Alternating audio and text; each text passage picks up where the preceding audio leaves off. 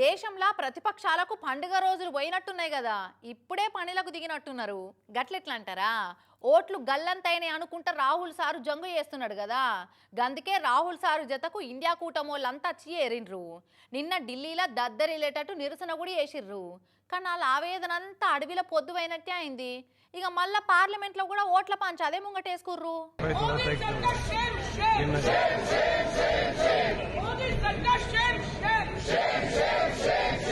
ఓట్లు కాటగలిసినాయని కాంగ్రెస్ వాళ్ళు జంగు చేస్తున్నారు కదా, రోజుకో తీరులో రోడెక్కుతున్నారు, బజార్లకు వచ్చి బాధ ఎలాగక్కుతున్నారు. ఇక అదే ఊపుతోటి పార్లమెంట్లో కూడా కాంగ్రెస్ ఎంపీలంతా నిరసనకు నిలబడ్డారు.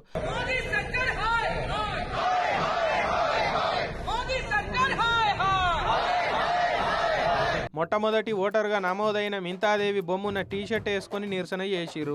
ఇక ఆమెకు 124 ఏళ్ల వయసు ఉన్నదని ఓటర్ లిస్టులు ఉన్నది కదా, ఇక 124 నాట్అవుట్ అని నినాదం కూడా టీషర్టుల మీద రాసుకొచ్చిరు. అంటే ఎలక్షన్ కమిషన్ వాళ్ళ తప్పులను ఎత్తి చూపుకుంటా ఈ తీరులో ఫోటో పెట్టి 124 నాట్అవుట్ అని ఎక్కిరియబట్టిరు అన్నట్టు. ప్లకార్డులు పట్టుకొని చాలాసేపే నిలబడ్డారు లీడర్లంతా. పిల్లి మెడల గంట కడతామన్నట్టు కాంగ్రెస్ వాళ్ళు గంట పట్టుకొని అయితే తిరుగుతున్నారు. కానీ గంట కట్టించుకునే సవాలే లేదన్నట్టు ఎలక్షన్ కమిషన్ వాళ్ళు అంటున్నారు. మరి ఈ కిరికిరి పంచాయతీ ఏడుదాకా పోతుందో చూడాలిగా.